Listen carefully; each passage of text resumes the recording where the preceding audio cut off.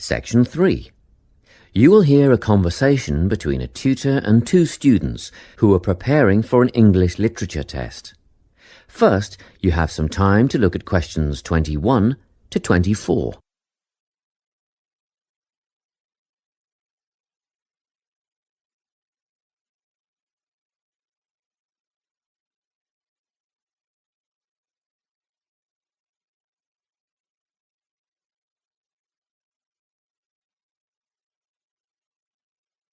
Listen carefully and answer questions 21 to 24.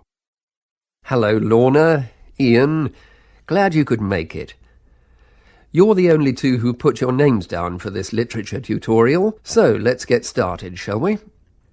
I want to run over some aspects of the novel The Secret Garden with you before the test next week. Be sure to take some notes and ask questions if you need to. Hey, Lorna, have you got a spare pen? Sure, here you are. OK, so the story follows two key characters. You should refer to them as protagonists, who go by the names of Mary Lennox and Colin Craven. The story is set shortly after the turn of the 20th century, and the narrative tracks the development of the protagonists as they learn to overcome their own personal troubles together. That's quite a common storyline, isn't it? Yes, you're right, Lorna.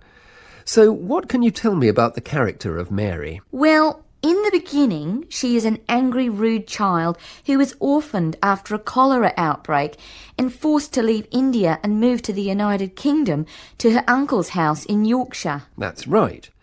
And there she meets Colin, who spends his days in an isolated room, believing himself to be permanently crippled, with no hope of ever gaining the ability to walk. The two strike up a friendship, and gradually learn, by encouraging each other, that they can both become healthy, happy and fulfilled in life.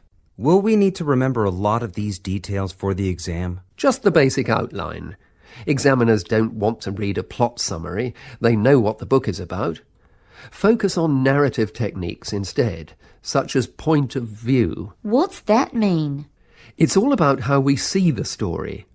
This story, for example, is written from the perspective of what is called an omniscient narrator. Omniscient means all-knowing. So, as readers, we get to see how all the characters feel about things, what they like and don't like, and what their motivations are in the story. Before you hear the rest of the conversation, you have some time to look at questions 25 to 30.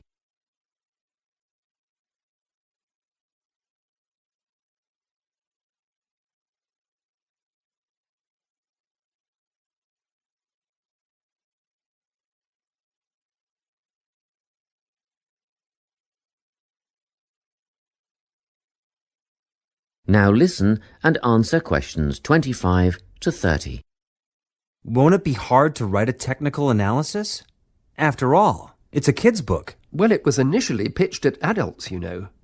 But over the years it has become seen as a more youth-orientated work. And you're right in a sense. The simple vocabulary and absence of foreshadowing make the story very easy to follow and ideally suited for children.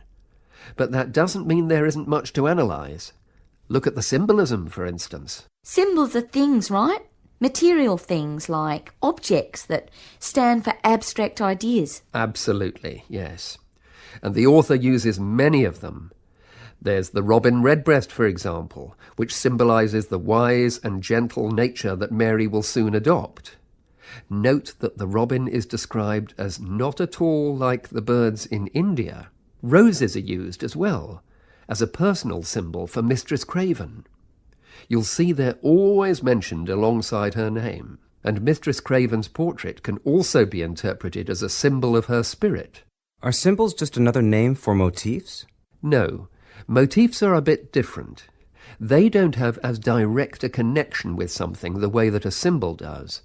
Motifs are simply recurring elements of the story that support the mood. Are there any in this novel? Yes, two very important ones. The Garden of Eden is a motif. It comes up a few times in connection with the garden of the story. And then you've got the role that secrets play in the story. In the beginning, everything is steeped in secrecy, and slowly the characters share their secrets, and in the process move from darkness to lightness, metaphorically, but also, in the case of Colin, quite literally. His room in the beginning has the curtains drawn, and he appears at the end in the brightness of the garden. Anything else we need to know about? Yes. Nearly all novels explore universal concepts that everyone has experienced. Things like love, family, loneliness, friendship. These are called themes. The Secret Garden has a few themes that all centre on the idea of connections. The novel explores, for example, the way that health can determine and be determined by our outlook on life. As Colin's health improves, so too do his perceptions of his strength and possibility. The author also examines the link between our environment and our physical and emotional prosperity. The dark, cramped rooms of the manor house stifle the development of our protagonists.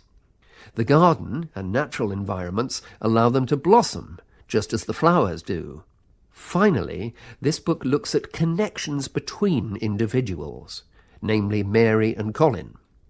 This necessity of human companionship is the novel's most significant theme, because none of their development as individuals would have occurred without their knowing each other. Well, that about sums it up, I think. That's a great help, thanks. Yes, thanks very much. That is the end of section 3. You now have half a minute to check your answers.